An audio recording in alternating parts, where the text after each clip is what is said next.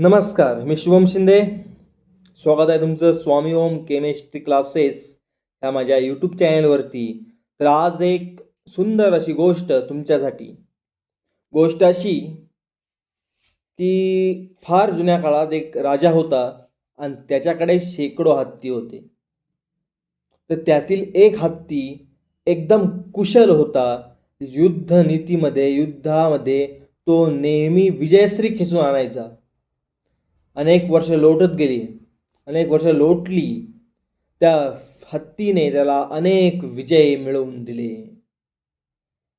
पण नंतर तो हत्ती म्हातारा झाला आणि त्यावेळेस तो राजा त्याला युद्धामध्ये नेणं बंद केलं. एक दिवस झाला असं की तो हत्ती चलता चलता दलदलीमध्ये गेला आणि दलदलीत जाऊन फसला आणि आरडाओरडा करायला लागला. नंतर काही लोक जमा झाले. तेवढ्यात ही बातमी राजापर्यंत पोहोचली. राजा तिथं पोहोचला तर राजाने पाहिलं की हत्ती पूर्णपणे दलदलीमध्ये फसला आहे. सगळ्यांनी त्याला त्या दलदलीतून काढायचे अतोनात प्रयत्न केले, परंतु एकही यशस्वी झाले नाही, कारण की हत्तीचं वजनच खूप होतं. शेवटी एक म्हातारा मंत्री तिथून जात होता. त्याने राजाला सुचवलं की तुम्ही सगळं शंख, युद्ध गर्जना करणारे साहित्य, ढोल ताशे घेऊन या. आणि त्या ठिकाणी ढोल ताशे घेऊन आल्यानंतर ते वाजवायला सांगितले.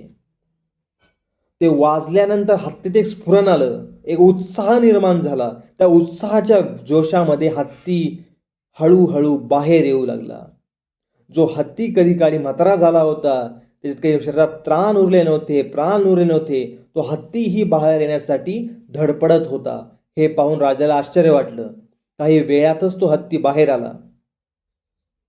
आणि झालं असं की त्या मंत्र्याला बक्षीस देऊन राजाने विचारलं की हे असं शक्य कसं झालं.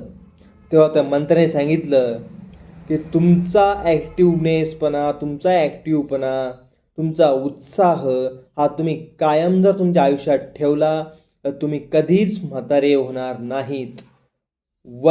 वाढलेलं वय म्हणजे म्हातारपण नसून अंगात येणारा आळस, अंगात येणारा निरुत्साह माणसाला जास्त म्हातारा बनवतो. धन्यवाद.